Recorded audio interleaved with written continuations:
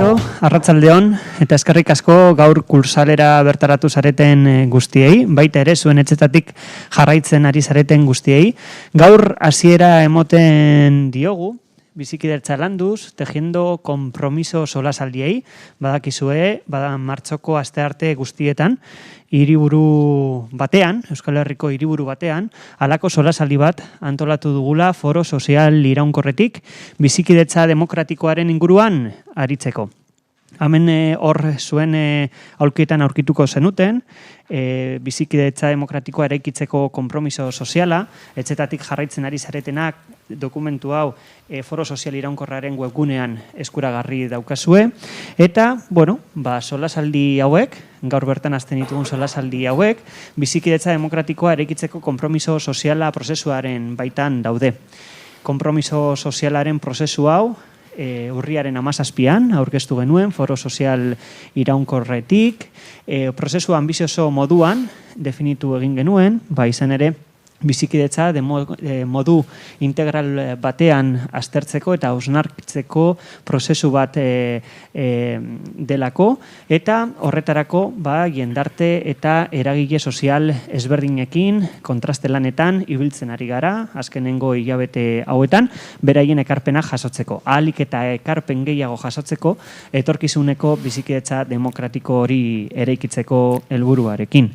4 hilabete hauetan, eragile sozialekin kontraste lan hori egiteaz gain, beste ekimen batzuk baita ere martxan jarri ditugu, prozesu honen baitan, foro sozial iraunkorraren webgunean buzoi bat daukazue, buzoi ireki bat, eta bertan edozein herritar bere ekarpena egin ditzake, bere gogoeta gurekin konpartitu.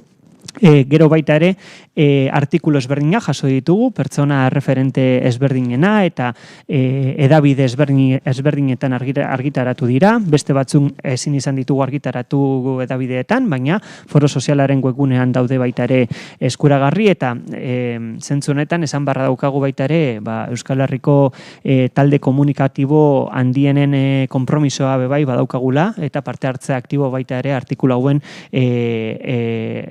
artikulu hauek argitaratzen, Vocento, Grupo Noticias gara, berria, esate baterako. Ni ez naz askoz gehiago luzatuko, erderaz bebai aurkezpena egingo dut, eta gero ya Teresa Todari hitza emango diot gaurko solasaldiari hasiera emoteko. Decía que buenas tardes a todos y todas las personas que os habéis acercado aquí al Cursal hoy esta tarde, a todas las personas también que nos siguen desde sus casas a través de la emisión en streaming. Decía que hoy dábamos comienzo a estas jornadas, Bizikidetza landuz, tejiendo compromiso, unas jornadas que se van a celebrar cada martes de marzo en una ciudad diferente, en una capital diferente de Euskal Herria, tanto en Iruña, en Bilbo como en Gasteiz. Y bueno, en el de hoy pues le damos comienzo, ¿no?, con este panel súper interesante dedicado a la prensa y la convivencia democrática. En las sillas habéis encontrado un cuaderno. Las personas que nos seguís desde casa lo podéis encontrar en la página web del Foro Social Permanente. Es el compromiso social con la construcción de la convivencia.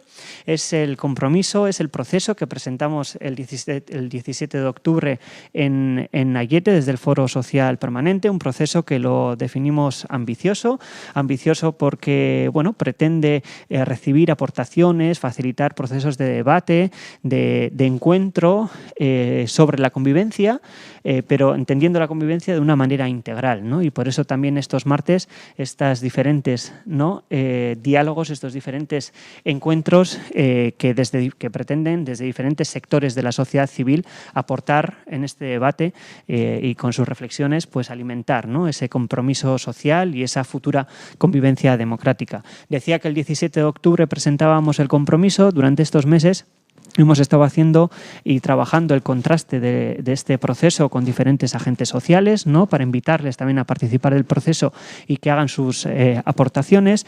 También en la página web del Foro Social Permanente hay disponible un buzón abierto para que toda la ciudadanía pueda hacer sus aportaciones, y también hemos estado recibiendo diferentes artículos de opinión de personas referentes de la sociedad vasca, con el objetivo también de generar una corriente, ¿no?, de opinión opinión, ¿no? Y generar ese debate y compartir esas reflexiones con la ciudadanía vasca. Y en este sentido también tenemos que decir que hay un compromiso activo, ¿no? Para publicar estos artículos por los grupos comunicativos más importantes como Vocento, Grupo Noticias, Gara o Berria.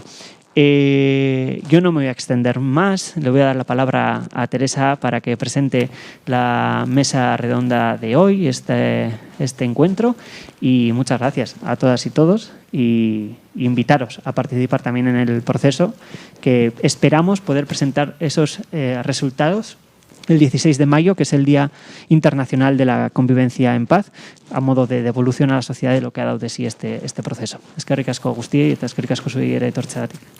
Eskerrik asko eneko. Bueno, arratsaldeon eskerrik asko guztioi, hemen edo etxetikan jarraituko duzuela. Bueno, lehendik eta behin aurkeztuko dut, hemen Gorka Landaburu, azke ezaguna den kazetaria, Iñaki Soto, Garako zuzendaria, eta Danilo Albin, público kazetan lan egiten duena. Vamos a hablar hoy de un sector que ha sufrido violencias de todas las procedencias. Por lo tanto, trabajando hacia el compromiso hacia la convivencia es importante tenerlo en cuenta. Ha habido violencias extremas, institucionales, control desde el Estado, persecuciones, señalamientos, muchos dolores. Gorka, gracias de verdad por tu presencia y toda mi solidaridad. Él nos recuerda una de las violencias extremas que ha sufrido este sector. Yo, de alguna manera, y no es normal que la presentadora hable de sí misma, pero yo estaría en el otro extremo de estas violencias, con lo de Egin, el periódico, los compañeros. Lo fundamental para mí es que estamos hoy aquí, Gorka y yo, con un recorrido ya desde nuestros pasados. Y estamos aquí con otros periodistas compartiendo determinados objetivos, manteniendo diferencias en otros aspectos, cómo no, pero capaces de hablar. Y con la intención, junto a Iñaki y Danilo, de lanzar reflexiones y propuestas, quizás retos a nuestra profesión y, por qué no, a la sociedad, que es la que recibe el trabajo de la gente que trabaja en prensa. Gurekin dauden hiru kazetari hauek ibilbide ezberdinak dituzte, oso ezberdinak. Hain zuzen ere horregatik daude hemen, eta bihotzez eskertzen diegu. Ikuspuntuan hitzak funtsezkoak dira bizikidetza lantzeko. Adinetan ere belaunaldi ezberdinakoak dira. Kurrikulum profesional luzeena duena Gorka da. Irratietan aritu da Radio France, Canal Sur, Onda Cero, Cambio 16en, Aldaketa 16an, Telebista eta irratiko solazkidea. Danilo Albin Uruguaitik iritsi zan Euskal Herrira duela 19 urte. Aurretik Uruguaitik kolaborazio batzuk landu zituen Gararentzat. Euskal Herrian hasieran interbiuko kolaboratzailea izan zan, eta gero ja publikon hasi zan, eta 2004tik fijo dago publikon. Eta kazetaritzan zuzenean urte gutxigo eramaten duena Iñaki Soto da. Garako iritzi sekzio burua izatetik, zuzendaria izendatu zuten 2011an.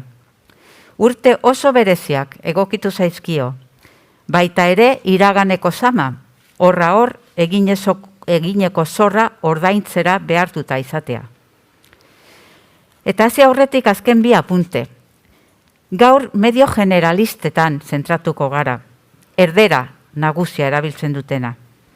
Baina badago euskarazko komunikabideen egoera, eragina, zeregina aztertzeko eta eztabaidatzeko beharrik ere bai. Eta ez horretan bakarrik, justu egun hauetan adibide asko daukagu, ze pilpilan dagoen komunikazio gaia.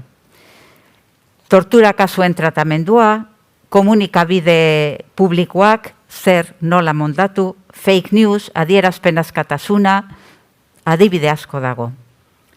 Eta bigarren puntu bat ikutu nahi nuena baita ere, bereziki aste honetan.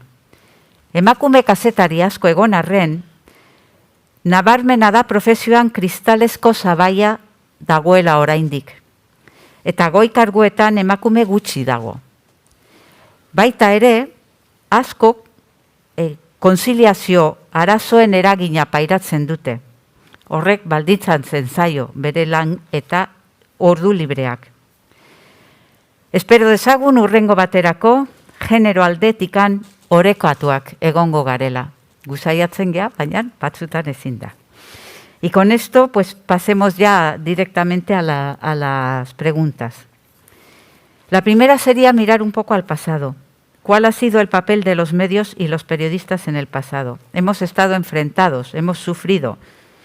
Siendo imposible cambiar el pasado y corregir lo que no hicimos bien, y difícil no analizar aquello con los ojos de hoy, vamos a arriesgarnos, especialmente a Gorka y a Iñaki.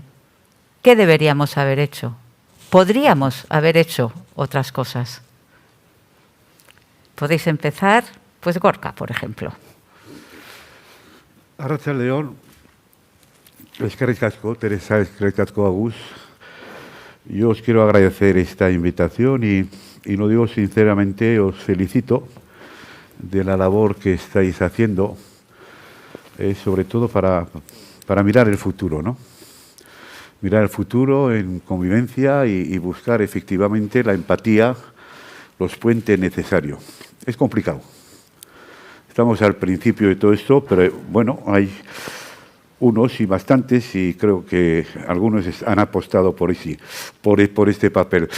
Hablar del pasado es muy importante, porque si no hablamos del pasado nunca vamos a construir un futuro, en todos los ámbitos, no en el medio de comunicación o prensa que estamos hablando ahora, ¿no? Pero quiero decir con esto de que han sido tiempos muy complicados para los medios de comunicación. Y lo digo sin ningún problema en los dos sentidos. Yo conocía muy bien a Xavier Oleaga. Recuerdo todavía, porque nosotros empezamos en los años 70, 76 empecé yo esta profesión. He estado casi toda mi vida en una revista que se llama Cambio 16. Y recuerdo el atentado contra el Punto y Hora, contra el Papus, pero también recuerdo el asesinato de Portel por parte de ETA, al director del Diario Navarra, que se salvó milagrosamente, y la presión. Entonces, ¿qué debimos hacer? Pues era muy complicado, porque estábamos en la transición. Y fue una explosión la transición. Una explosión para los medios de comunicación. Ahí nacieron muchos, como El País, Diario 16. Nosotros nacimos antes, en el 71, Cambio 16. Apareció Gara, Egin en esa época, Deia y muchos periódicos, ¿no? Pero yo siempre he notado, yo era el delegado y corresponsal de la revista, una diferencia abismal muchas veces entre la información que se daba aquí en Euskadi y la que se daba desde Madrid. Había dos mundos. No creo hablar de bandos porque yo no creo en los bandos. Había dos mundos de tratar la información. Y nosotros, evidentemente, hablo de los finales de 70, 80, pues muchas de las portadas que hacíamos en Cambio 16, yo era corresponsal de Radio France en Pays Basque, al otro lado, el 80% de mis crónicas, yo tenía una crónica diaria dirigida a Iparralde, eran sobre atentados. Atentados de ETA, atentados de la extrema derecha, atentados del GAL, atentados más tarde, pero anteriormente el Batallón Vasco Español, la AAA, etc. Y después, sobre todo ETA. Entonces, en este mundo que vivíamos, pues era terrible porque queríamos hablar de otras cosas. Queríamos hablar de información, yo quería hablar del País Vasco, quería hablar de mi tierra, aunque nací en París en el exilio. Y volví con 20 años. Yo tenía una cultura democrática, tenía una cultura republicana, porque había nacido y me había educado en Francia, por mucho que Aita y Ama fueran nacionalistas. Pero volvimos a Zarauz porque nos hicieron, al País Vasco porque nos hicieron volver. Pero os voy a dar, porque no hay que alargarse mucho, os voy a dar dos ejemplos de la situación que vivíamos los periodistas. En el año 83 recibimos una carta en Cambio 16, en la delegación de ETA, en la cual nos decía que no estaba de acuerdo con las crónicas que mandábamos. Y nos aconsejaba, por decirlo de alguna manera, de rectificar efectivamente. ¿Qué es lo que pasaba? Es que nosotros y mi hermano Ander, que era el delegado, y por la cultura francesa quizás también, siempre hemos hablado hemos creído en la libertad, en la democracia, que un crimen es un crimen, un asesinato es un asesinato, y un atentado es un atentado, no es una iquinza, ni es un acto de valor para salvar al País Vasco o al pueblo vasco. Nosotros sí hacíamos esa diferencia. ¿Qué pasó? Que rápidamente fuimos a San Juan de Luz, además con la ironía de la historia. Mi hermano Ander había sido de ETA en los años 60, hasta la quinta asamblea, y yo había sido de los años 70 al 75 de ETA sexta asamblea. Así que conocíamos perfectamente este tema, más aún teniendo el ADN y la icurriña en el ADN en Viverón, porque Aita era vicelendakari del gobierno vasco en el exilio y estamos rodeados de los Aguirre, Cirujo, toda mi juventud y mi infancia. Bueno, pues fuimos rápidamente a San Juan de Luz, una cita en el bar Chávez de San Juan de Luz, y allá nos recibió Kepa, se me ha ido el nombre ahora, pues uno dirigente de ETA en esa época, y nos dijo, atentos a las consecuencias. ¿Qué quiere decir? Entonces volvimos muy preocupados. Y claro que estábamos preocupados. Pero a la semana, en la misma delegación de Cambio Ciudad, recibimos una carta en la cual nos trataban, decíamos que éramos comunistas, que nos metíamos con Tejero, que nos iban a quemar la delegación y que nos iban a matar a Ander, Landaburu, Josu Bilbao y Gorka Landaburu. Y decían, además, Hitler tenía razón, firmado la AAA. ¿Qué es lo que pasa cuando recibes dos misivas de los dos extremos en un momento dado? Pues dices, bueno, pues igual estamos haciendo las cosas bien y no vamos a renunciar, ni mucho menos, por razones familiares, por razones personales y etcétera. Eso es un poco el resumen de lo que hemos vivido durante mucho tiempo, ¿no? Y mi hermano Ander fue el primer periodista que tuvo que abandonar el País Vasco porque hizo un reportaje sobre el denominado, entrecomillado, impuesto revolucionario en el casco viejo de Bilbao, cuando la izquierda abertzale recogía sobres en Navidad para los presos en todos los bares. Muchos bares que se vieron obligados a pagar y más les valía. Y sacaron una pancarta en el casco viejo que decía Rosón, Vandrés, año 83. Vandrés, Landaburu, vaya 3. Bueno, pues eso lo hemos vivido. Lo hemos vivido en el pasado y después pasó lo que pasó, que yo no quiero insistir más, en el atentado, en las dianas, en el Lumandu Chacurra, que te decían en el pueblo, una cosa que yo no entendía. Yo ejercía mi profesión. La profesión era ser correa de transmisión. Y había dos mundos. En Egui no nos trataban muy bien, lo tengo que reconocer, y se metían también con nosotros. Yo soy ahora. Claro, él es de Gara. Claro, no te digo. No, que sí. No te digo por ti. Era broma, digo por Egui. Y entonces, pues en esta situación, pues evidentemente hubo un problema. Entonces, para terminar y dejar paso rápidamente, pues también se ha manipulado la prensa. Hablo del pasado. Sí. Y yo he conocido a gente dentro de la revista que inventaban historias sobre ETA. Y me enfurecía. Yo no quería saber nada con eso, además me distanciaba cada vez que venían aquí. Gente como Pepe Díez Herrera, que todavía ejerce por ahí, le llamamos el espía X, se inventaba historias, que en ETA mandaba a una mujer. Y hubo una anécdota muy bonita, porque con ese señor tenía muy poca relación, la relación de entrevista, hecho yo no entro en nada, en ninguna crónica tuya. Pues un día tan harto de que llamara, que quería el fotógrafo, que el que venía de incógnito, tal, a Bilbao, al Hotel Ercilia, etc. Y de mañana voy, año 89, 90 por ahí. Y me dice, sí, que tengo que ir al Endayé, tengo que hacer unas fotos nuevas, etcétera, y tal. Y yo, en plan de broma, le dije, oye, Pepe, ¿no te has enterado que ha habido una reunión de ETA y el gobierno en Ginebra? Y no me digas. Joder, parece mentira que tú, el que dices estar más informado, no te has enterado de esta historia. Entonces rápidamente colgué y le llamé al fotógrafo. Le dije, Josu te va a llamar. Me dice, me cago en la mar otra vez, no, mañana no voy. Bueno, arréglate con él, eres el fotógrafo. Y dile que ha habido una reunión en Ginebra con ETA y el gobierno. Y digo, ¿qué? No ha habido, le he dicho simplemente para que... Pues a los 15 días sacó un reportaje sobre esa reunión de ETA en Ginebra, con un restaurante que se había inventado, un menú que se había inventado y más o menos quién podía ser. Quiero decir con eso de que había una manipulación también extrema por el otro lado. Después ha habido gente seria. Había gente seria, periódicos como El País, después El Mundo, se descubrió el GAL gracias a periodistas también de Madrid, se han hecho portadas también sobre tortura, yo he hecho 2 portadas sobre la extrema derecha, etcétera. Pero era un contexto en el cual nos reuníamos. Yo con Martín Garitano, por ejemplo, que estaba en Egin, pues tenía tertulias en Radio Euskadi y nos llevábamos bien a pesar de los pesares. Pero terminó. Todo eso terminó después, en el año 2000, con el asesinato de José Luis López de la Calle, terrible, los atentados frustrados, aquí con gente del país, mi propio atentado, etcétera. Es decir, que bueno, y ahora vamos a hablar del presente y después del futuro. Yo creo que han sido 20, 30 años en la cual los medios, en el cual yo estaba, yo estoy contando mi historia, ha sido muy complicado. Ha sido muy complicado, mucha gente ha tenido que se ha ido, otros nos hemos quedado, pero en fin, al final se ha conseguido lo que pretendíamos, pero esas cosas hay que contar, hay que decirlas y claro, no lo vamos a olvidar.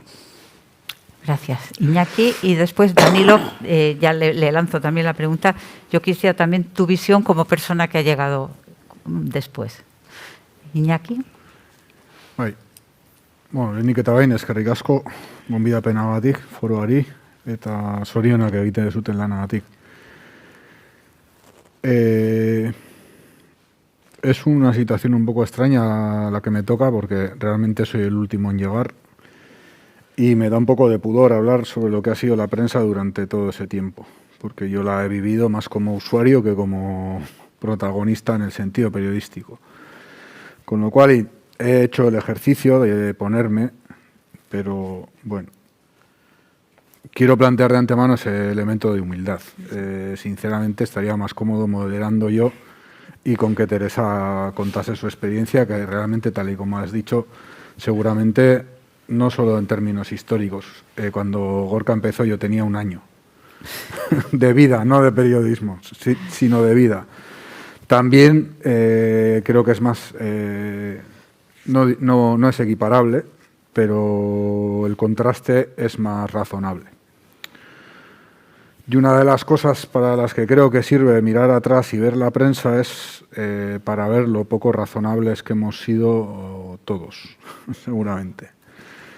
Creo que un análisis más detallado de la prensa vasca y española y en general el tratamiento de la prensa del conflicto vasco ofrece un mapa de las trincheras y un acta de las estrategias, y también ofrece el desarrollo de las dos. Siempre estamos obligados a hacer esa lectura y es importante, como dice Gorka, que la hagamos, y también es cierto que la vamos a hacer con los ojos actuales. Pero al poner los ojos actuales también deberíamos coger cierta distancia y plantearlo, ser honestos en esa parte. Yo creo que si volviésemos a nacer seguramente todos haríamos exactamente lo mismo. La prensa es tristemente una de las explicaciones que mejor nos hacen comprender lo grandiosos que hemos sido en muchos momentos y lo miserables que hemos sido en otro montón. Los valores que hemos tenido como pueblo y también todos nuestros grandes defectos y cómo han evolucionado todas nuestras taras. Creo que deberíamos hacer el ejercicio de mirar a la hemeroteca y esa es la manera también en la que cambia los prejuicios que tenemos. Personalmente me toca bastantes veces sacar a la gente de sus errores sobre sus opiniones respecto a Gara, porque en general no se basan en lo que Gara ha hecho o ha escrito, sino en lo que ellos piensan que Gara debería escribir o haber escrito. Y eso vale tanto para la gente que tiene a Gara en buen concepto como para que la tiene en malo. Es decir, no estoy diciendo que aquellos que ven mal a Gara distorsionen lo que ha escrito Gara, que es así. Es decir, me da igual.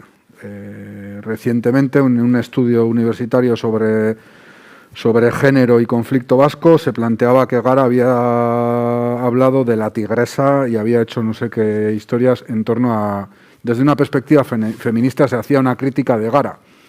Les pedimos que nos diesen la referencia concreta donde había salido una persona, una presa de ETA denominada con su apodo militar o puesto por la policía y nunca más recibimos respuesta. Ese es un prejuicio.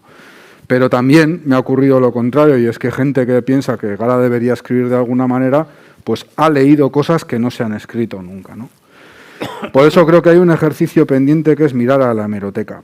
Porque una de las cosas que yo estoy convencido es que hemos contado muchas cosas, todas están ahí. Yo creo que el gran vacío de la prensa vasca probablemente es la cuestión de la tortura. Es decir, nunca se ha dejado de dar noticia de un atentado y miles de veces se ha ocultado el testimonio de una tortura, hasta el punto degenerado de negarlas, hasta el punto degenerado de hablar de un manual, hasta puntos inaceptables. Pero, en todo caso, creo que lo que vamos a ver en esa hemeroteca es que tiene tanta importancia lo que hemos contado como lo que hemos callado. Y la manera en la que lo hemos contado. Por nuestra parte, en la parte que a mí me toca, en la responsabilidad que yo tengo, creo que en eso que no hemos dicho bien, está el sufrimiento de las víctimas de ETA. Creo que lo que nosotros no hemos sabido recoger, contar, relatar, era una parte que estaba ahí y que tampoco, o sea, no quiero caer en revisionismos. Es cierto que durante todos esos años también las víctimas eran las organizaciones de las víctimas, eran utilizadas políticamente de una manera que el propio Gorka y otras víctimas han denunciado muchas veces, pero es cierto que eso nos facilitó a nosotros el evadir esa responsabilidad. Es cierto que nosotros nos pudimos utilizar esa realidad, que era un lobby, que tenía relación con el Partido Popular, con una estrategia antiinsurgente, para evitar hablar de lo que era el sufrimiento humano y, en ese sentido, hacernos más fácil el soportar unas posiciones políticas que tienen problemas éticos, que son complicadas éticamente y que lo han sido desde sus orígenes, desde que los Landaburu estaban en ETA.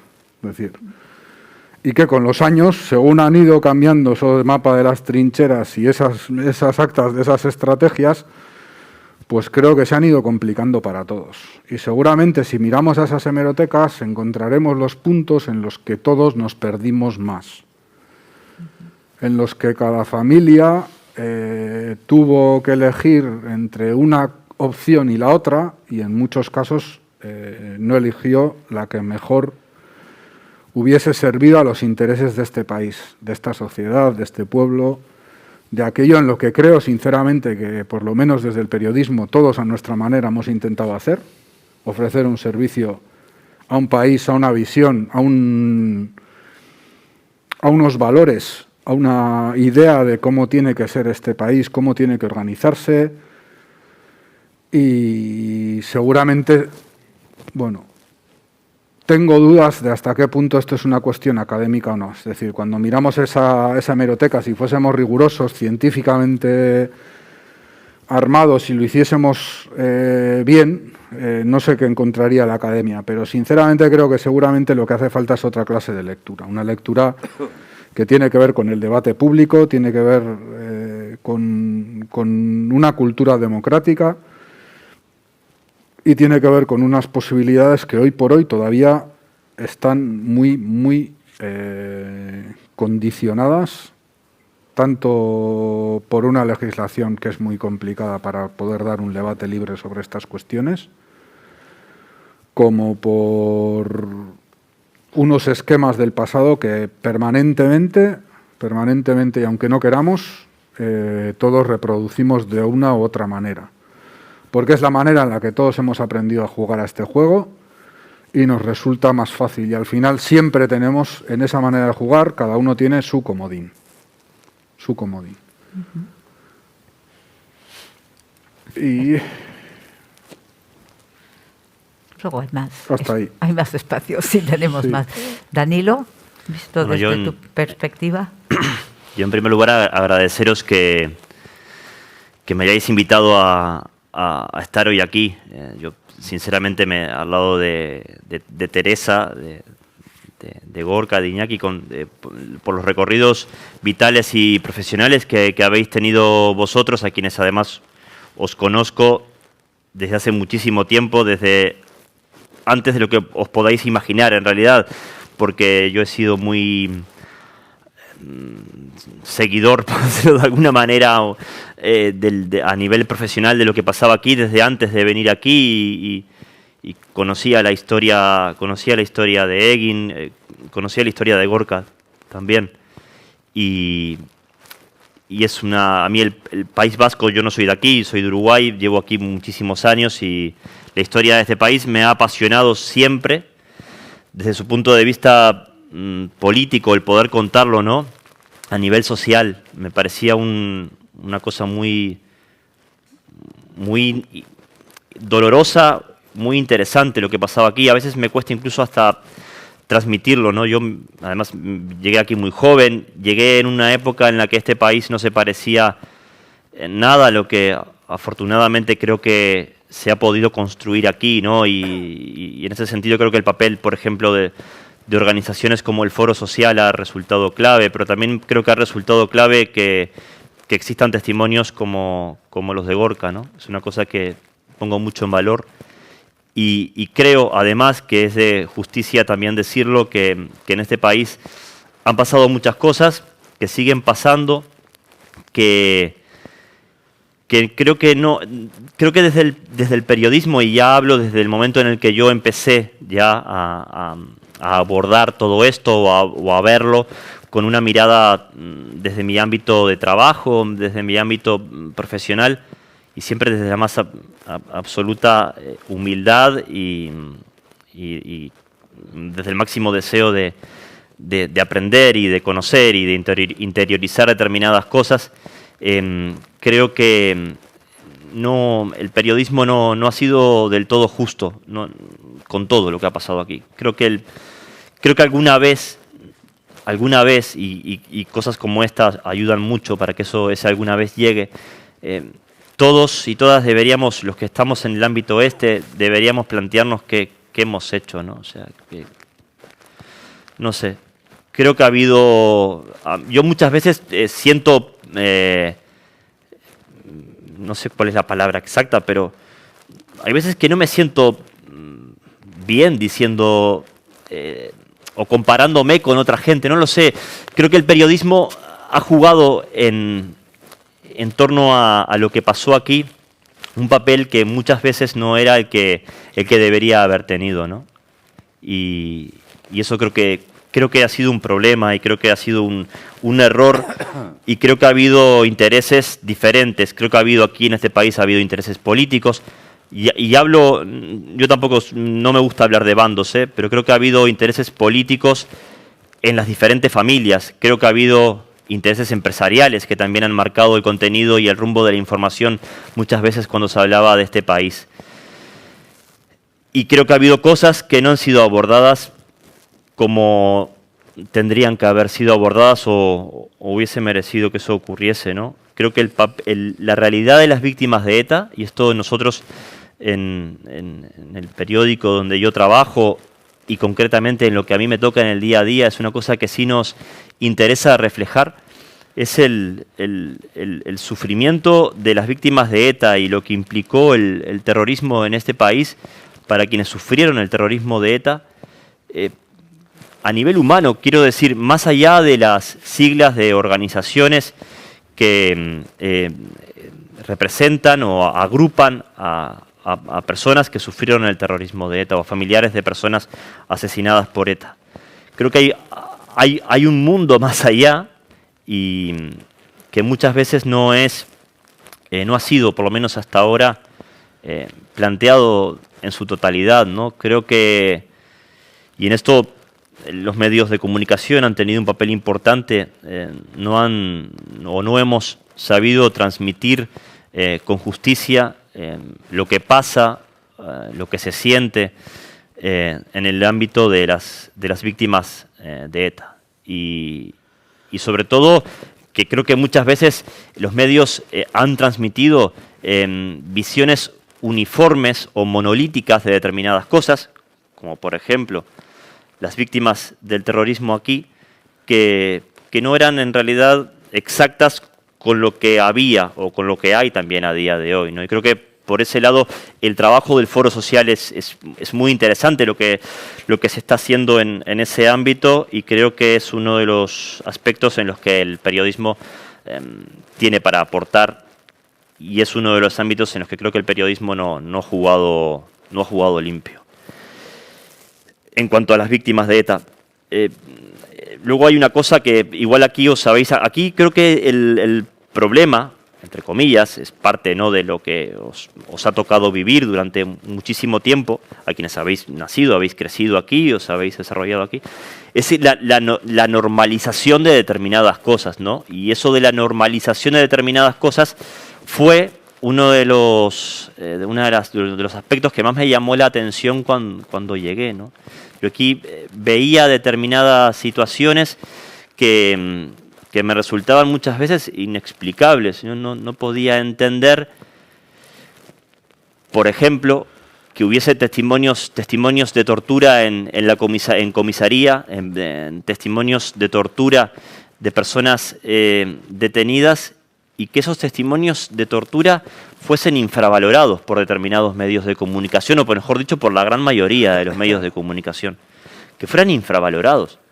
Yo me lo planteaba desde la óptica de una persona que no es de aquí, y es que os hablo de Uruguay. En Uruguay sería inimaginable que un testimonio de un torturado se ponga en duda. Quiero decir, estamos hablando de una persona que está relatando un trato inhumano y al que no se le deja ni siquiera el beneficio de la duda en torno a estos casos, ¿no? Y creo que es otro de los capítulos en los que efectivamente no se ha actuado de manera justa. Ahí creo también lo digo, creo que a día de hoy empiezan a plantearse determinadas cosas, por ejemplo, sobre esa parte de lo que ocurrió en este país, y empiezan a moverse las cosas. Creo que ahora creo que ahora empezamos a hablar con otra naturalidad de determinados asuntos, ¿no? Quizás hacía falta, no lo sé, quizás hacía falta que no existiese ETA para que hablásemos con naturalidad de determinados asuntos. Creo que hay medios de comunicación para los que sí. Era necesario que no existiese ETA para poder hablar con claridad de otras cosas. Yo lo considero particularmente un error. Creo que las vulneraciones de derechos humanos, cuando las comete el Estado, no tienen ni la más mínima excusa, ¿no? Exista o no un grupo armado o terrorista, creo que eso jamás puede ser excusa ni justificación de absolutamente nada. Y a mí, a día de hoy, cuando miro hacia atrás y cuando veo el papel del periodismo en este país o en el ámbito del Estado, sí creo que aquí se han utilizado, se han justificado cosas que ocurrían, se han disimulado o se han justificado. Y creo también que en este país existían las fake news cuando aún no se hablaba de fake news. Y creo que aquí se ha utilizado en muchas ocasiones a los medios de prensa para transmitir cosas que interesaban en determinado momento transmitir, o sobre todo para fabricar determinadas realidades que interesaba fabricar, normalmente en vísperas de que eso diese lugar a otras cosas, como podía ser, por ejemplo, criminalizar a un medio de comunicación para luego cerrarlo, ¿no? Que es otra cosa que en este país existió. Y yo no me voy a olvidar nunca, jamás en la vida, la vez que una persona del propio ámbito del periodismo, un periodista, una persona con responsabilidades en un medio de comunicación, me decía que bueno, que lo de las torturas a Marcelo Otamendi, pero bueno, que eso que igual tampoco eran torturas, ¿no? Que igual. Y estábamos hablando de, ya no es solamente el testimonio de una persona que había sufrido torturas, estábamos hablando de un compañero de un medio de comunicación, ¿no? Y por eso también me da pena en determinados aspectos cómo se ha comportado cómo se ha comportado la prensa. Aún así, creo que imagino que luego habrá momentos para hablar del papel que podamos tener o que intentamos tener de aquí en adelante, pero creo que ha habido aspectos en los que no ha sido precisamente destacable la actitud de los medios y creo que ha habido otros que sí. Y pongo, por ejemplo, de relieve lo que citaba Gorka, las investigaciones que se realizaron en su momento que contribuyeron a conocer aspectos del GAL. Y eso creo que es una de las cosas que le debemos a los medios, y lo digo porque justamente en estos últimos días hemos visto cómo aparecían determinadas informaciones que nos llevan justamente a reencontrarnos con esa otra parte de la realidad que ha sufrido este país, una realidad que en algunos casos hubo medios de comunicación que intentaron relativizar. Bien, pues gracias a los tres. Tenemos que intentar acortar porque si no, bueno, ahora podemos hablar, yo pensaba, podemos hablar un poquito del papel en el presente, en esta nueva etapa, y ya nos situamos mirando hacia el futuro. Yo he traído aquí, de cuando los años de Lizarra-Garazi, que fue una pausa en toda esta situación tan terrible que hemos venido describiendo, en aquellos tiempos una serie de periodistas de muy diversos medios nos agrupamos y estuvimos publicando para distribuir entre la propia prensa, analizando la situación de las personas presas, esta publicación.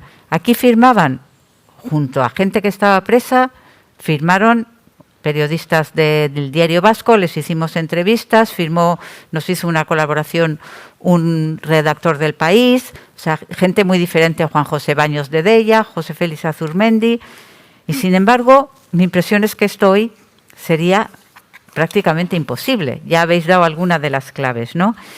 Pero también hemos visto que en muchos lugares donde se ha procedido a resolución de conflictos, sea Irlanda, sea ahora recientemente en Colombia también, los medios de comunicación de alguna manera se han implicado. Han hecho editoriales conjuntos, han hecho propuestas y en Colombia están trabajando mucho con los medios comunitarios. Yo aquí os planteo una pregunta más o menos a cada uno. A Gorka le plantearía, o bueno, vamos a empezar por Iñaki ahora. En Euskal Herria, Iñaki, hay una fuerte tradición de medios locales, propios y sobre todo vinculados al euskera. Ligando con todo esto y con lo que ya traías ahí más o menos preparado, ¿tú crees que estos medios también tienen un papel? ¿Son los más cercanos? ¿El rol que están muy en la comunidad? La importancia que se está dando también a cómo se está trabajando la convivencia de forma en los pueblos, y si deberíamos implicarse más. Esa va para los tres. Yo, como bien has dicho al principio, soy un outsider, un intruso, y mis opiniones sobre este sector son un poco marcianas igual. Pero mi experiencia internacional, no he conocido ningún país ni pueblo que tenga un tejido de periodismo similar al que tenemos nosotros. Es decir, hay grandes estados con una con una tradición de prensa salvaje, como Gran Bretaña o Francia o los Estados Unidos, Canadá, Australia, bien, tradiciones históricas, donde la prensa tiene otros problemas muy generales, globales, que aquí también padecemos. Pero la comparación con otras experiencias se hace sin tener en cuenta que nosotros tenemos una prensa realmente espectacular. O sea, es muy poco común que un pueblo tan pequeño como el nuestro tenga tantas cabeceras, con tantos problemas seguramente. Es decir, faltan aquí otros compañeros para explicar los suyos. El nuestro es que en un mes tenemos que pagar $500,000 de la deuda de lo que era la Seguridad Social de Egin, con lo cual la situación es muy complicada. Pero, sin embargo, creo que eso ha permitido tener un debate público muy rico. Muy rico. Creo que durante muchos años hemos sido una potencia en ese sentido. Creo que hemos tenido una gran capacidad para argumentar, que en mi experiencia, por ejemplo, lo que me ha tocado compartir con la prensa de Madrid es terrorífico. Gorka tiene mucha más experiencia que yo, pero la tradición allá de cortarse, no ser capaces de plantear un argumento, la demagogia, unos niveles, o me da igual, en la prensa catalana, pues un cinismo que no. Y sin embargo aquí, con todo nuestro conflicto, con todas nuestras situaciones realmente complicadas, creo que hemos sido capaces, porque realmente socialmente estaba muy desarrollada esa visión de, bueno, vamos a debatir, vamos a discutir hasta hartarnos. ¿Eso ha traído un decálogo de cosas o ha producido algo material o ha traído? Pues no, seguramente no. Y el balance en eso es pobre. Seguramente no hemos puesto las energías en conseguir eso porque bastante teníamos cada uno con sobrevivir, hacer lo mejor que podíamos, pero lo que quiero decir es que mi valoración personal sobre la prensa vasca es más positiva que la de la media. Sinceramente, o sea, entiendo la frustración de los fundadores de Deia y de Egin de no haber conseguido sacar un único proyecto nacional. Entiendo esa perspectiva. ¿Qué ha traído eso? Bueno, dos visiones muy antagónicas sobre lo que es el país, sobre su devenir, su desarrollo, cómo debería organizarse, cuáles sobre los derechos, sobre la institucionalización, que ha permitido unos debates que si no, no hubiésemos tenido. Y creo que es cierto, a mí tampoco me gusta hablar de bandos, pero sí que lo he sabido. Y creo que las lealtades para con el Estado, para con la nación, que no dejan de ser las dos naciones, pero es lo que ha marcado la diferente línea editorial, los intereses económicos. O sea, hay una lectura, si se quiere, marxista, para entender las razones porque nuestras empresas han ido en han tenido el desarrollo que han tenido y han sufrido lo que han sufrido y cómo han vivido y cómo han sobrevivido. Pero en general, en términos más culturales, si se quiere, creo que el balance es más positivo. No sé eso que debería traer en los pueblos. Creo que el no tener un proceso propiamente dicho impide que nos podamos comparar con otros países. En Irlanda no hay prensa, pero es cierto que toda la prensa que había estaba con el proceso.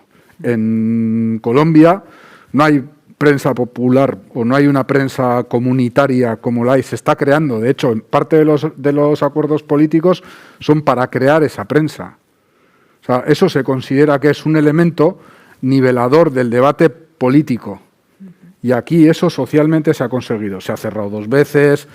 Es decir, luego está la otra parte, la cuestión represiva, las estrategias, cómo sea el boicot. Insisto, todavía 2021 y vamos a acabar de pagar 3 millones de euros de una deuda devenida de lo que sufristeis vosotros y vosotras. Pero aún así creo que deberíamos mirar a la parte positiva, sin ánimo de silbarle desde la cruz como en la película, pero intentando sacar algo positivo, porque esa es la parte de la que yo creo que podemos mirar más optimistamente al futuro. Y Gorka, este trabajo conjunto, como digo, que se hizo en aquel momento, ahora la situación parece que, a pesar de lo que plantea Iñaki, está, no sé si más enquistada, pero que hay menos diálogo o lo que es la audiencia. No se intenta desde el grupo X llegar también, dar entrada a voces de otro sector, o se hace muy poquito. ¿Tú crees que sería posible un tipo de colaboración? ¿Crees que debe haber una implicación de los medios en construir convivencia? Bueno, eso es como la primera pregunta, ¿no? Necesitaremos una tesis doctoral para desarrollar todo lo que ha pasado, dónde estamos y dónde vamos. Yo estoy de acuerdo con Iñaki que la prensa, aquí en general, la que ha habido, no la nacionalista, la no nacionalista, que tiene mucha influencia con intereses económicos muy claros, y me refiero al Grupo Correo, ha sido una prensa rica.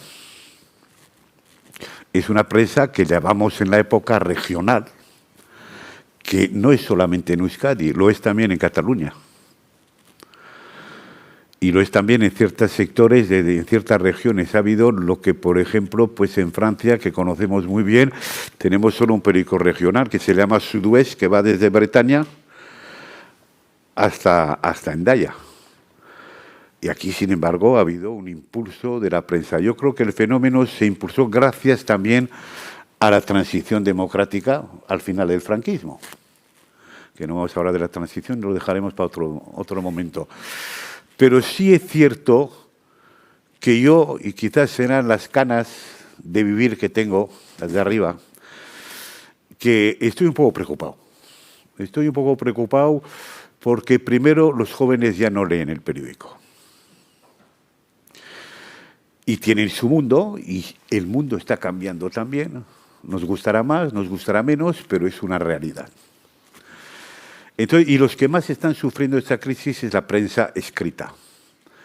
Y después lo que me preocupa, y desde hace tiempo, y no hablo de la prensa nuestra, o como puede ser Gara, que tiene su espacio, o de ella, que tendrá otro espacio, o el Correo, el Diario Vasco, que tienen el suyo, me preocupa de que los medios de comunicación, en sentido general hablo del país, es que están cada vez más en manos de intereses industriales, intereses económicos, evidente, la banca.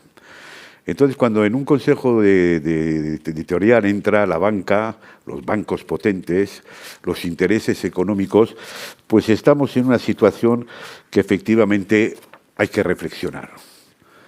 ¿Qué será del papel? Yo creo que resistirá, el periódico de papel resistirá. ¿Será diario? Lo veremos. Yo no lo sé si lo veré o no lo veré, pero tenemos que hacer una reflexión nosotros mismos, los medios de comunicación. ¿Qué es lo que vamos a aportar? Si efectivamente los jóvenes no leen periódicos, ¿quiénes van a ser los futuros compradores de periódico, de prensa o de noticia? Está el mundo Internet que lo ha invadido todo. Está la fake news, que en mi época también había algunas, que os he contado una de ellas. Y en tal contraste en la cual pues la información que tienes y que elaboras, y Iñaki sabrá, estás elaborando una noticia la víspera o la antevíspera, y ya cuando sale casi al kiosco ya es una noticia vieja. Porque nos han desbordado y recibes a los 30 segundos lo que ha pasado en Honolulu. Pero esa información que no es una información que está digerida, ni tratada, ni contrastada muchas veces. Y ese es el gran problema. Entonces, cuando los medios de comunicación pierden el valor que tienen que tener, que es no ser noticias. Nosotros los periodistas hemos sido noticias aquí, desgraciadamente, durante mucho tiempo, cuando nos corresponde ser la correa de transmisión. Entonces yo creo que hay un cambio fundamental que se está dando. Los gobiernos no son los que controlan los medios de comunicación, son las grandes empresas sin interés. Además, Thomas Jefferson decía, siempre lo he citado, decía, que fue tercer presidente de los Estados Unidos, y os hablo de 1809 por ahí, decía, prefiero una prensa sin gobierno que un gobierno con prensa. Una reflexión, en esa época, hace más de 2 siglos. Y entonces yo estoy viendo de que no es verdad que no han desaparecido muchos periódicos, pero muchos tienen mucha dificultad. Y cuando tienes dificultad, y esto ha pasado a nosotros, pues tienes que acudir a restricciones, cerrar más o menos parte de la redacción, buscar créditos, ¿a dónde los vas a buscar? A los bancos, pero eso pasa en política también. Los políticos o los partidos políticos dependen mucho de los créditos y bancos para sus campañas, y no les permite tomar la independencia, lo que tienen que tomar como gobierno. Y yo creo que la independencia es muy importante. Tenemos que luchar para recobrar esta independencia en los periódicos, en la información, etcétera, etcétera. Y es el mundo que nos está desbordando con su globalización. Por eso yo estoy un poquitín pesimista, porque ahí se necesita un esfuerzo común, se necesita efectivamente más relación entre los medios. En la época que hemos contado antes había muy poca relación entre directores, mismo que sea de una tendencia o de otra. No se hablaban los directores entre unos y otros, y etcétera, ¿no? Cada uno estaba en su mundo. Yo no digo que hay que hacer conferencias, videoconferencias, que está muy de moda entre el director de Gara o el de Deia o el del Diario Vasco en un momento dado, pero sí que habría que llegar a una conclusión común, de verse, de comentar, de hablar. Yo en mi época, con El País, que teníamos muy buena relación, o teníamos la oficina enfrente, pues estaba Jesús Severio, que ha sido de actualidad este domingo con lo de Aznar. Pues Jesús, comíamos una vez a la semana, o intentamos hablar, o teníamos más relación con el correo, o con gente de Deia. Con Egin era más complicado, estamos en la situación que estábamos. Pero yo creo que eso habría que volver.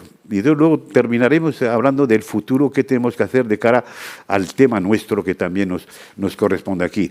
Pero yo antes de hablar de eso que necesita su digestión, y ahora hablaremos luego, yo termino diciendo, cada uno no puede vivir aislado. Estamos globalizados todo, pero en Euskadi tendríamos que globalizarnos un poquitín. No hacer un diario para uno y otro, no. Pero a ver qué es lo que podemos hacer y hacer una reflexión.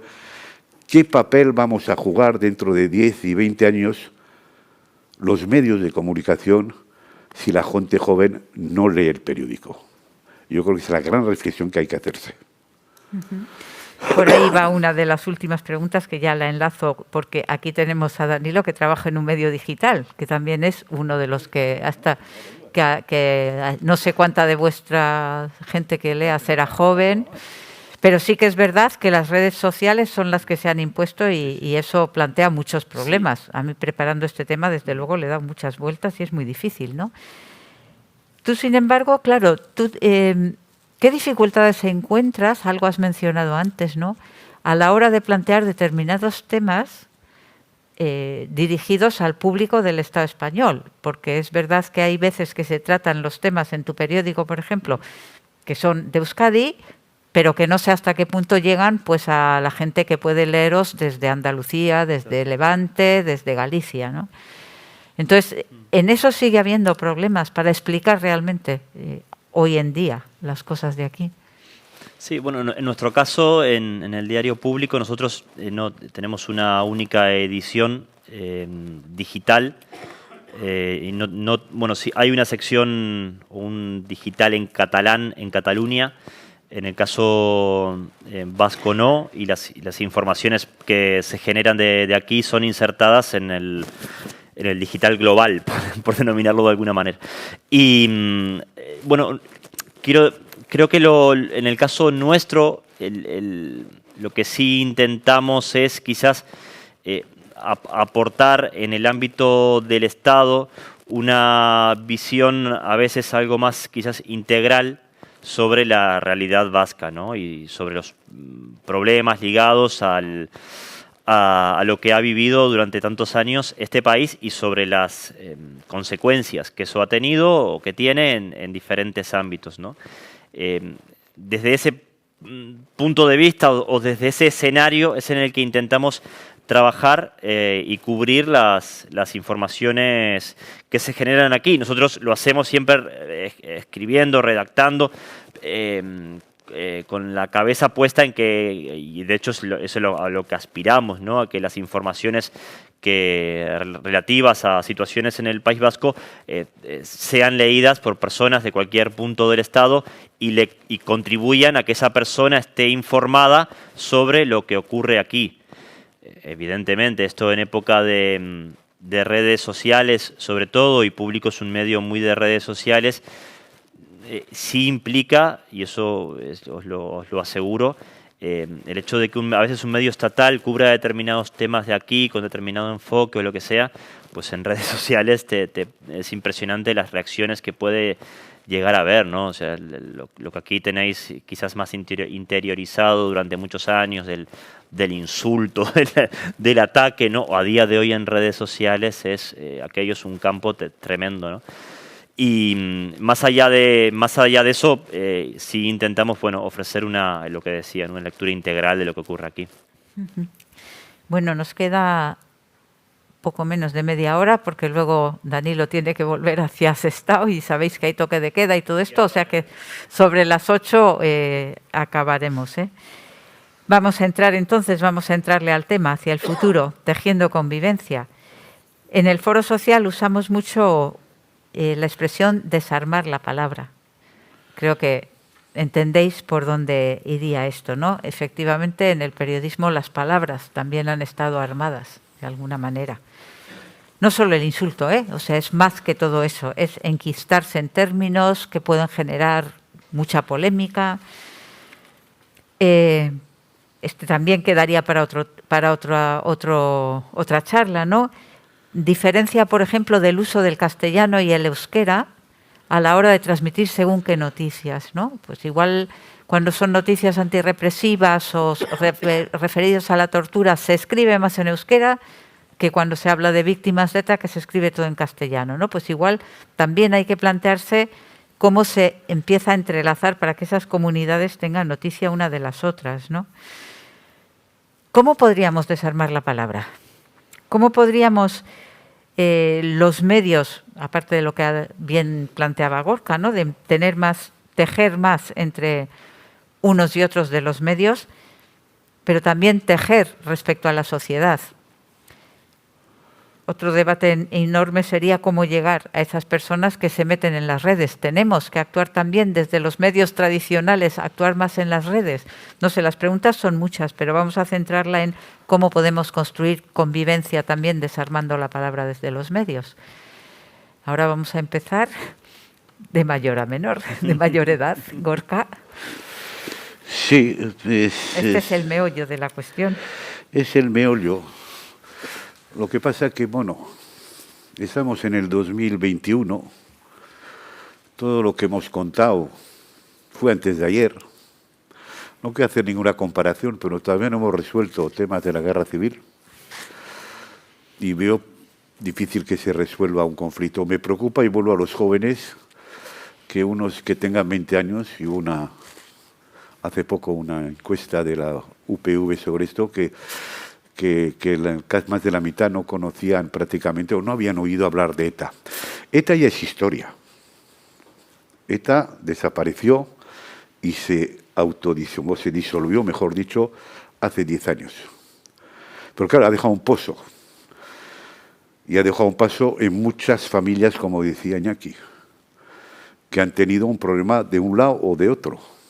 En mi caso ha sido los dos, porque tengo un cuñado que era de ETA política militar Nueva Zelanda, que estuvo 9 años en la cárcel, así que también yo he recorrido Nanclares, La Hoja, Herrera, Carabanchel en esa época, y fue torturado y perdió 5 kilos. 10 días después nos enteramos por televisión, era la famosa ley antiterrorista, año 81 también. Entonces que también conocemos este tema. El problema no es que nosotros vamos a dar ninguna solución, lo único que tenemos que intentar aportar efectivamente que queremos avanzar, que queremos aportar nuestro granito de arena a pesar de todo lo que hemos vivido y lo que hemos pasado y lo que hemos sufrido a la vez. Entonces yo creo que el papel de los medios de comunicación es importante. No como protagonistas, los medios no van a solucionar el tema de la convivencia y por qué no de la reconciliación si tiene que haberla. Pero sí tenemos que trabajar en ese sentido. Ya partimos de una situación muy complicada, porque todavía hay partidos políticos conservadores, que no voy a nombrar y todo el mundo conoce, y mucho más conservadores al extremo, que utilizan todavía el programa nuestro todos los miércoles en la tribuna, o a través de redes sociales que Daniel conoces bien y nosotros también, de plataformas digitales que son increíblemente reaccionarias, conservadoras, no en el tema de ETA, sino en su conjunto, que utilizan también, y no vamos a citar a periodistas y plataformas digitales, que todavía ponen palos simplemente porque se va a acercar a un preso.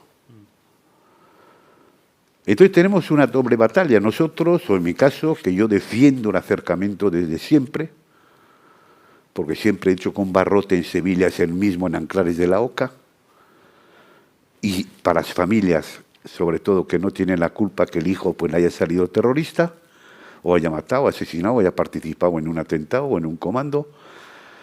Pero el acercamiento no es simplemente el hecho de cierta justicia de cara a la familia y de que queramos, es para resolver también el problema. Yo no digo que se abran las puertas de la cárcel al día siguiente, pero tenemos que hacer esfuerzos. ¿Y entonces cómo se hace eso? Pues en primer lugar, desde mi punto de vista, es contando lo que ha pasado. Los relatos, yo no hablo del relato, de los relatos de un lado y de otro lado.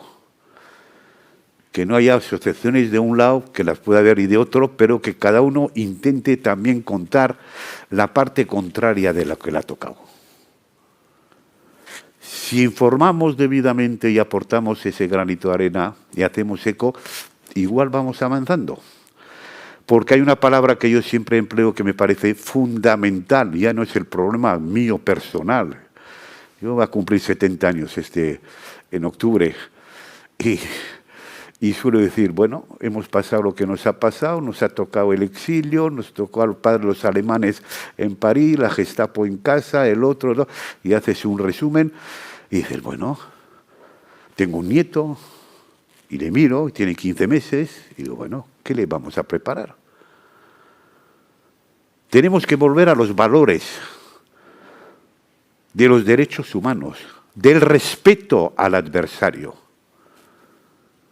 Aquí durante la Guerra Civil se respetaba mucho más entre los partidos, hablo de la República, que de lo que ha pasado aquí. Entonces, cuando vemos que hay gente que pone palos en la rueda y con cierta fuerza y que utiliza por intereses partidistas, es donde tenemos que recurrir nosotros. Decir no, se está equivocando. La empatía, esa es la palabra. El respeto y la empatía. Eso no se va a solucionar de la noche a la mañana. Al que le han matado a su marido, o que ha muerto torturado, como murió Arregui, o Miquel Zabarza, que yo le conocía más, su madre era de Zarauz, y he dormido en su casa de Orbaiceta, etcétera, y le hice la entrevista a su novia a los 3 días de salir de Chaurrendo, en cambio 16. Entonces digo, no podemos volver para atrás. Ahora, todo el mundo tiene que hacer autocrítica. Todo el mundo tiene su mochila. Unos más pesada que otros. Y esa mochila hay que ir descargándola. Entonces, si los principales protagonistas que han sido de toda esta historia empezaran a hacer una autocrítica, pero una autocrítica en el sentido sincero, no autocrítica de circunstancia, yo sé que es muy complicado. ¿Cómo vas a renunciar cuando has estado 30 años en la cárcel? Kubati vive detrás de mi casa. Y he estado con él 2 horas y media hablando, hace ya 1 año. Y tenemos que vernos, nos veremos de nuevo. Yo no tengo miedo de hablar con nadie. Como he hablado con 7 presos de la vía en Anclares. Esa sí que era una vía interesante. Y que se desmontó luego con Rajoy y compañía y los demás. Entonces, ¿se puede? Claro que se puede. Hay que tener voluntad, empatía, respeto, y que cada uno aporte su granito de arena. Y después el tiempo, como lo suele curar todo, podremos analizar de otra manera. Porque ya no vale decir, a mí me ha tocado y a mí lo contrario. O a mí me ha pasado en tertulias en ETV o en la radio, pues hablar de ETA y no sé qué. Y Galindo. Claro que Galindo, un sinvergüenza. Y que ha salido rositas, como los demás, como el GAL verde y el GAL azul o la AAA. Pero no es un enfrentamiento entre unos. Tenemos que empatizar los dos para poder avanzar. ¿Ha habido tortura? Sí. Y yo lo dije hace 20 y 30 años. Ha habido tortura. No se puede escandalizar nadie en ese tema. ¿Ha habido asesinatos totalmente injustos por parte de ETA? Sí, evidentemente. Han muerto niños, mujeres, etc. Vamos a decirlo. Ahora, yo entiendo cuando tienes un 40 años, me estoy alargando más, termino, 40 años detrás, es difícil reconocer que te has equivocado. Porque no se puede matar a nadie. A nadie, ni de un lado ni de otro. Y eso decía mi término con esto. Un libro que escribió mi padre en el año 57, que era ideólogo del PNV, que se llama La causa del pueblo vasco. En el prólogo citaba a una Schmidt, una universitaria de 20 años, que fue decapitada en Auschwitz y que dijo antes de morir, ningún hombre puede matar a nadie. Nunca lo entenderé y nunca lo comprenderé. Y esa es una frase que a mí siempre me ha hecho reflexionar. La vida es la vida, y cada uno que piense. Termino. Empatía, respeto, e iremos avanzando. Oso ondo, eskerrik asko. Le voy a pasar la palabra a Danilo porque son menos cuarto y si tienes, llega la hora y luego ya Iñaki va cerrando. Creo que no, retomando lo que decía Gorka, creo que el concepto autocrítica es clave para la sociedad en general, para actores políticos que hay en este país y evidentemente para los medios de comunicación por el papel ejercido y cumplido hasta ahora. Y sobre todo por el temor, que es una cosa que yo creo que sí es preocupante, el descreimiento, ¿no? En la prensa. Antes hablabais de las personas jóvenes, qué referencia pueden tener o no a la hora, por ejemplo, de informarse. Y creo que por ahí sí que tenemos algunos problemas, ¿no? Y creo que muchas veces los propios medios de comunicación o quienes trabajamos en los medios de comunicación no hemos quizás sabido acertar, ¿no? Acertar en cómo llegar y sobre todo en cortar de la manera más clara posible con la imagen que hay a veces del periodismo, de los periodistas y de los medios de comunicación. Lo digo porque en el marco de la crisis esta que nos está tocando vivir del coronavirus y alrededor del coronavirus, hay personas que tienen muy interiorizado que aquí que parece que los medios de comunicación tenemos la culpa de algo, ¿no? Y yo os aseguro, y creo que quienes estáis conmigo aquí también, que no tenemos la culpa de nada, ¿no? Quiero decir que hay cosas que se le atribuyen a los medios de manera profundamente injusta, ¿no? Y creo que a veces no se valora el papel que tiene la prensa en la sociedad y se cree que no es un actor necesario. Yo creo que la prensa es un actor fundamental, pero sí creo que también es fundamental que haya una autocrítica por parte de la prensa en torno al papel, ya que hablamos de lo ocurrido en Euskadi, al papel que tuvieron los medios aquí. A partir de ahí, creo que iniciativas como esta, creo que personas como vosotros, de hecho, que estéis hoy aquí hablando de esto, es una demostración de que el camino se está abriendo y que cada vez hay menos dificultades para hablar de determinadas cosas, ¿no? Y creo que todo tipo de contribución, como por ejemplo las que realiza el Foro Social de cara a abrir esos caminos, son sencillamente fundamentales, ¿no? Gracias. Iñaki. Bai. A ver, si me explico. Si Pedro Gómez Nieto estuviese en la cárcel en vez de en Honduras, habiéndose jubilado, siendo teniente coronel, hoy no estaríamos hablando de esto. Hoy habría un canje de prisioneros y estarían todos en la calle. Esa es mi convicción personal. Mi convicción personal. El problema no es aceptar que ha habido torturas, es la impunidad que ha habido sobre las torturas. Es decir, no hay un solo condenado en este país por 5.000, 6.000, 9.000 presos, 40.000 detenidos bajo la ley antiterrorista. La realidad es esa. Y eso ha supuesto un gran desequilibrio durante todo el conflicto en su fase armada y supone un gran desequilibrio en este momento.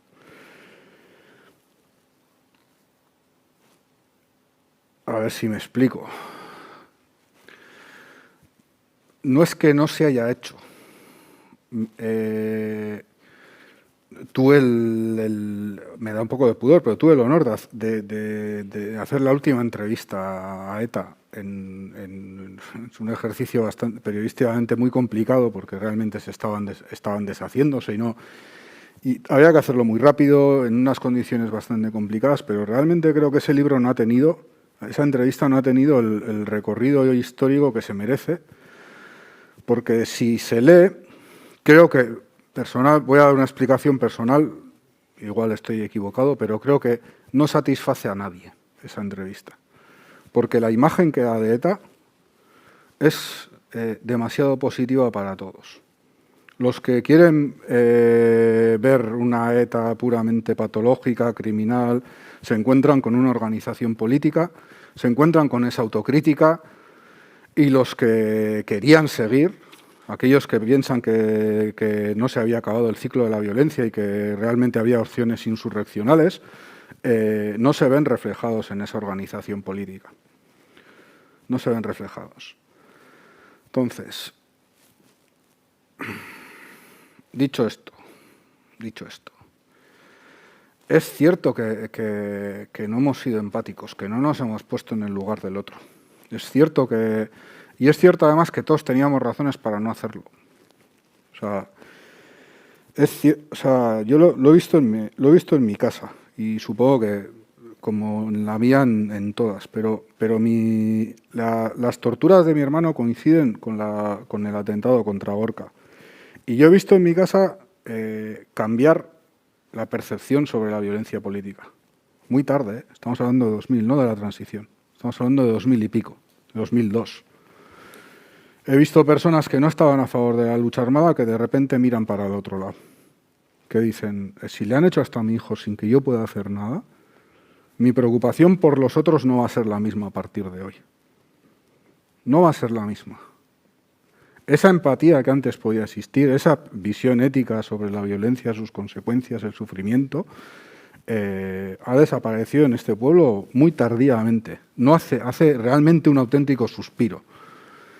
Y hemos estado mirando para otro lado. Entonces, yo soy muy ateo, no creo, o sea, yo entiendo perfectamente lo que ha pasado aquí. O sea, creo que tenemos que tener el compromiso de entenderlo y de ayudar a entenderlo.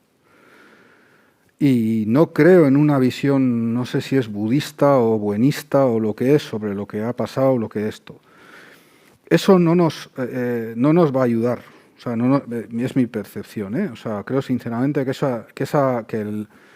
que el no ser capaces de comprender todo es comprensible. Galindo es comprensible. Tú puedes, o sea, los objetivos políticos de esa estrategia son evidentes y se han logrado. O sea, los GAL, cuando Vera habla de los GAL, está haciendo una defensa de la estrategia política y lo que él dice no es lo que hicieron, la barbaridad, no es una cuestión psicopática.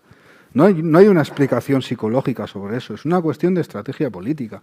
Y consiguieron el objetivo que era que Francia cambiase su política. Es decir, siendo todo esto así, y creo que no deberíamos... Eso no justifica los errores que hemos cometido, no justifica nuestras miserias, no justifica el que hayamos mirado hacia otro lado, no justifica que no hayamos sido empáticos con el sufrimiento ajeno. O sea, en absoluto. O sea, y deberíamos recuperar eso, porque creo también que una de las cosas que pueden hacer los medios, y volviendo a la anterior intervención de Gorka, creo que tenemos que intentar ser un país normal. Un país normal no, un país bueno, un país decente, un país mejor. Que tenemos que intentar, a través de la prensa también, construir una sociedad crítica, autocrítica, que sea capaz de mirarse a los ojos, de ver lo que ha hecho, de pedir perdón, de reconciliarse con uno mismo, con sus errores, o sea, de pensar en cómo poder cambiar. Y creo sinceramente que esta nueva fase histórica debería regirse por un principio rector de todos los derechos para todas las personas. Creo que eso es la convivencia. No me preocupa tanto desarmar, es decir, sí, deberíamos escribir con menos adjetivos, con menos ganas de buscar las cosquillas, con menos ganas de hacer daño, con menos rabia, con menos impotencia. Es decir, la semana pasada era muy difícil escribir, sinceramente lo digo. Era muy difícil contenerse. O sea, le has visto la cara, has recuperado todo. O sea, estuve viendo en Ondago Miquel, es imposible. O sea, sales del cine, dado la vuelta. O sea, han dado la vuelta. Y coincides en el cine con gente a la que sabes que le han torturado durante los 5 días, que ha estado... No, o sea, creo que la prensa no somos un buen sitio para hacer terapia social.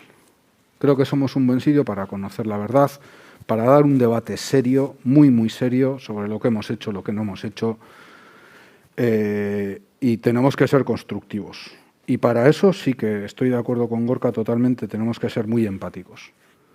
Y tenemos que ser muy conscientes de que durante mucho tiempo hemos estado mirando para otro lado. Que teníamos nuestras razones, todos las teníamos, pero muchas de ellas no eran buenas.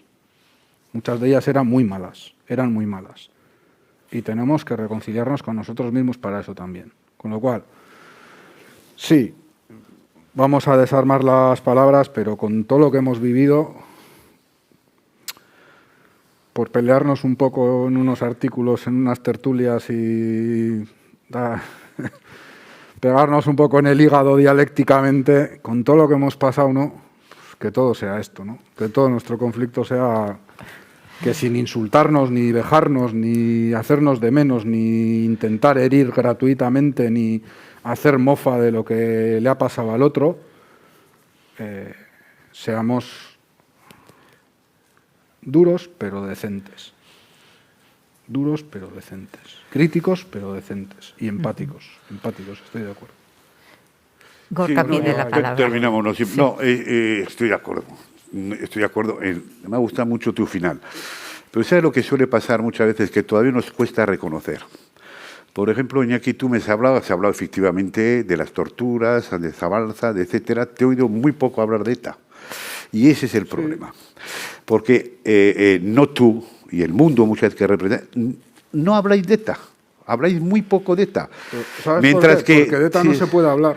Pues no, sí se puede hablar. No se puede. No, hay muchas cosas que no se pueden decir. Sí Gorka. se puede hablar. No. Y mientras tanto, yo no se quiero puede ninguna nada. medalla, nosotros sí hablamos de torturas, porque hemos conocido, sí hablamos de efectivamente del Galverde, del Pero azul, ¿estás de acuerdo en que sí si hablamos. tuviésemos Entonces, eso es la empatía. Empatía Que en sí, que estemos que así. Eso por un lado. Y yo te voy a decir, tú has hablado de los errores, yo creo que es mucho más que un error. Además de hablar de las dos cosas, que además yo siempre he hablado de las dos, que esa es la ventaja que tengo, ¿no? Y cuando suelo decir, yo le conocí mucho a José Mari Scubi. José Mari Scubi fue el primer líder de ETA de los años 60, de Leiza. Gran amigo, de los primeros que tuvo que escaparse en el año 68, además le extraditaron los franceses a Bélgica. Después volvió, él salió de ETA después del juicio de Burgos, con mucha gente, con alguna gente, y después ETA y otro. Y es ahí donde para mí se equivocó ETA después de la transición. Y le quise entrevistar, que me contara cómo nació ETA. En los años 60 en Bilbao, él iba con pistola ya, en pleno franquismo. Y pasó lo de Echevarrieta, que yo conocía también perfectamente. Y bueno, pasó todo lo que pasó y él nunca quiso entregar. Se ha muerto el pobre, hace ya unos años. Y un día me dijo una frase que para mí es sustancial. No voy a decir nada porque hemos creado un monstruo. Lo dejó en los 70. ETA se disolvió en el 2011. 30 años demasiado tarde. Para mí y para nuestro país.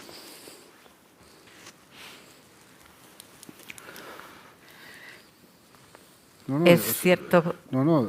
O sea, yo no voy a hablar de ETA porque las cosas que yo no puedo hablar libremente de ETA, Gorka, y tú lo sabes. Es la realidad. No te digo a ti, en el mundo este que de la izquierda versale, yo entiendo lo que dices, yo sé que es un problema, pero esa es te estoy diciendo, mira, la autocrítica que hablamos, pero esa tiene que venir. Ese libro es para mí paradigmático. O sea, es difícil, no hay en toda la historia de los procesos de paz de todo el mundo una organización armada que haya hecho el ejercicio honesto revolucionario que ha hecho ETA en ese libro. Sinceramente, no creo que haya una sola organización en todo el mundo que haya hecho una declaración tan potente. Esa es tu interpretación. Bueno, claro, ETA bien. sobra para mí, sobra desde hace años y años. Sí. Ni revolucionario, ni etcétera. Bien. Ese es el problema. Sí. Se convirtió para mí en una organización en la cual apoyamos el juicio de Burgos, las manifestaciones en París, en el otro, el Chiqui Otaegui, que yo conocí a Chiqui, además era del comité de huelga de Zarauz, en el 27 de septiembre del 75. Todo ese trayecto, yo cuando lo veo, digo, pero después llegó el 2000, y el 1980, el 90, el 2000, el 2010. ¿Qué hemos hecho? ¿Qué han hecho? El 86, entonces me puede decir, el análisis tal, del nuevo, del tal, no me vale. Sobraba. ETA se tenía que haber disuelto con ETA político-militar para mí. En el año 81, 82. Y se acabó la historia. Y después se emitió en esta historia que ya es terrible, terrible. Con todo el paralelismo Sí, sí, de lo que decías de Galindo. pero ¿Por qué sí, hizo sí, eso? pero es que hasta el para que 81 Francia también hay, Gorka, pero es que hasta Sí. el 81, lo que has dicho antes sobre los muertos, hay esos muertos, ¿eh? Hasta el 81 también hay esos muertos. Claro que o sea, hay. el libro de tus padres, Claro. el primer capítulo, no lo cumple esa ETA tampoco, ¿eh? No lo cumple esa ETA tampoco. Es decir, desde esos parámetros intentar hacer una cuestión ética sobre el resto de la historia de ETA es Es que la intelectualmente violencia- muy complicado. Yo lo entiendo. Intelectualmente muy complicado. Eso es lo que estamos trabajando. Eso es a ver cómo hacemos. Que la violencia es injustificable. Sí, pero hasta y el matar. pero tú lo has justificado no, y hasta el matar, 86. Y matar también es Que sí, injustificable. pero hasta el 86 a ti te parece razonable. No, nada. Yo Sí. con la muerte Sí, sí. de Franco no acepto. Bueno, La de pues Melitón, hasta el la de 75, Melitón de Manzana hasta el sí la celebré. La de Carrero Blanco me preocupó por el tema político y la celebremos en cierta manera, pero después de la muerte del dictador, eso ninguna muerte es justificable. Y es el gran error que hemos cometido y que han cometido sobre todo otros. Bueno, es evidente que hay mucho que seguir hablando, Mucho trabajo. mucho que seguir empatizando, mucho que ir ahí escuchándonos. Otra palabra que creo que es importante es aprender a escucharnos. Es muy importante también la escucha profunda. No sé si alguien quiere hacer alguna pregunta y si no, como esto, como habéis visto, abre muchas perspectivas. Yo creo que no va a ser este el último encuentro que realicemos hablando sobre medios de comunicación de una manera u otra, con vosotros, con otra gente. Creo que quiero agradeceros muchísimo vuestra presencia, vuestras palabras, el esfuerzo de haberlo traído todo además bien preparado, eso también se agradece. Y bueno, pues a la gente que habéis venido, a las que estáis en casa, a las que nos habéis demostrado interés, que aquí vamos a seguir, que el foro está empeñado en seguir tejiendo compromiso, que contamos con todas las personas que de alguna u otra manera participáis en nuestros actos y que os lo agradecemos, que tenéis una página web estupenda donde podéis comprobar todo lo que vamos haciendo. Eta besterik ez, nik hori esandakoa, nik uste dut askorako ematen dela gaia, eta ertz asko dago, gai asko geratu zaizkigu tinteroan edo tekladoan, gaur egun tekladoan edo interneten, eta jarraituko dugu, eta besterik gabe, pues hemen utziko dugu gaurkoz, eta mila esker beste behin. Zuei.